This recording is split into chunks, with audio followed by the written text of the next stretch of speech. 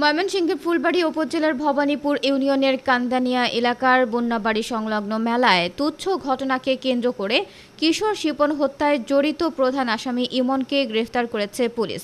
Police জানায়, বুধবার দুপুরে থানা অফিসার ইনচার্জ রাশিদুজ্জামান এর নেতৃত্বে পুলিশের একটি টিম টাঙ্গাইলের মির্জাপুর থানার বাঁশতলা এলাকা থেকে তাকে গ্রেফতার করে। উল্লেখ্য, গত সোমবার রাতে বন্যাবাড়িতে আয়োজিত বৈশাখী মেলায় যায় কিশোর রিপন। মেলার জিলাপির দোকানে শিপনের সাথে বাঘ বিতণ্ডা হয় ইমন গংদের সাথে। এক পর্যায়ে শিপনকে বাঁশের লাঠি দিয়ে মাথায় আঘাত করে। এতে শিপন গুরুতর আহত হয়ে পড়লে স্থানীয়রা তাকে উদ্ধার করে প্রথমে উপজেলা স্বাস্থ্য কমপ্লেক্সে নিয়ে যায়। সেখানকার কর্তব্যরত চিকিৎসক তাকে ময়মনসিংহ মেডিকেল কলেজ হাসপাতালে রেফার করে। পরে মঙ্গলবার সেখানে চিকিৎসাধীন অবস্থায় সকাল ৮টার দিকে শিপন মারা যায়। এই ঘটনার পর থেকেই ঘটনায় জড়িতরা গা ঢাকা দেয়। এ ব্যাপারে ফুলবাড়িয়া থানার অফিসার ইনচার্জ রাশিদুজ্জামান জানান, ঘটনায় জড়িত অন্যান্য আসামিদেরকেও দ্রুত সময়ের মধ্যে গ্রেফতারের চেষ্টা চলছে।